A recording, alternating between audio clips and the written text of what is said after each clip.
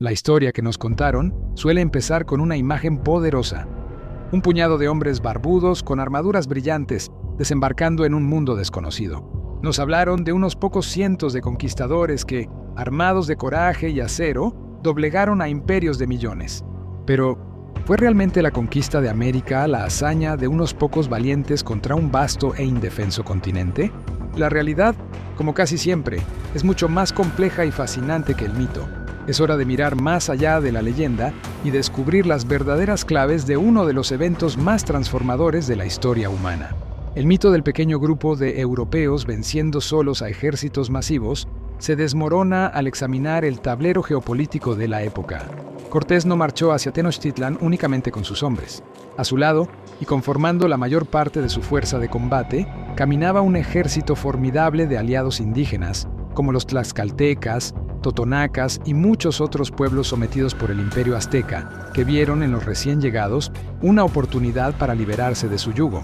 La supuesta superioridad tecnológica también necesita matices.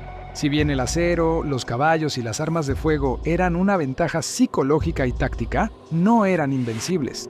Las espadas de acero toledano se enfrentaron al poder devastador del macuahuitl, capaz de decapitar a un caballo de un solo golpe. Sin embargo, el arma más letal que trajeron los europeos fue invisible: la viruela, el sarampión y la gripe. Estos virus, para los que los pueblos originarios no tenían inmunidad, se propagaron como un incendio, diezmando a la población a una escala inimaginable y debilitando la estructura social y militar de los grandes imperios de manera mucho más efectiva que cualquier ejército.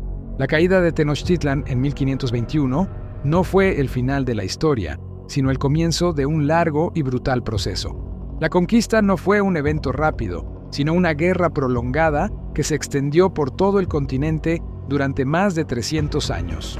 Lejos de la rendición inmediata que a menudo se retrata, la resistencia indígena fue tenaz, feroz y duradera.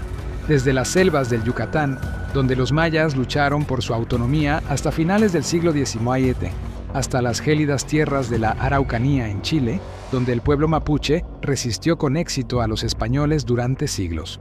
En los Andes, tras la captura de Atahualpa, la resistencia inca continuó desde el refugio de Vilcabamba durante décadas. Un mapa animado de la conquista no mostraría una mancha de color expandiéndose uniformemente, sino un mosaico complejo de avances, retrocesos y vastas zonas que permanecieron indómitas durante generaciones, demostrando que el control europeo del continente fue mucho más precario y costoso de lo que la narrativa tradicional admite. Más allá de la conquista militar, se libró una batalla espiritual e ideológica. Este no fue solo un choque de ejércitos, sino un choque profundo entre dos concepciones del mundo completamente diferentes. Con la cruz en una mano y la espada en la otra, los conquistadores impusieron su religión, sus leyes y su visión del cosmos. Presenciamos la destrucción sistemática de un legado cultural milenario. Templos magníficos, obras de arte y complejos sistemas de escritura como los códices mayas y aztecas, que fueron quemados en hogueras por ser considerados obras del diablo. Las impresionantes ciudades como Teotihuacán o el Cusco, que asombraron a los primeros europeos por su complejidad urbanística y arquitectónica, fueron saqueadas, destruidas o abandonadas a la ruina, símbolos silenciosos de la civilización que se intentó borrar. Fue un intento de borrar la memoria, de suplantar una historia por otra, un proceso violento cuyas cicatrices aún son visibles hoy. La conquista no fue una simple victoria, sino una colisión que dio origen a un mundo nuevo, sincrético y conflictivo. Las pruebas de esta fusión forzada están grabadas en la piedra.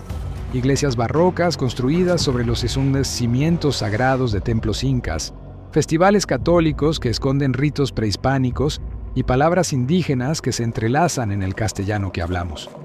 El resultado no fue la aniquilación total, sino una compleja transformación. Hoy, el rostro de un descendiente de aquellos pueblos originarios, mirando con firmeza hacia el futuro, no simboliza una derrota, sino la resiliencia y la pervivencia inquebrantable de una cultura que se negó a desaparecer. La conquista no tiene un punto final, es una historia que sigue respirando, evolucionando y reclamando su lugar en la memoria colectiva, recordándonos que para entender el presente debemos confrontar la complejidad de nuestro pasado.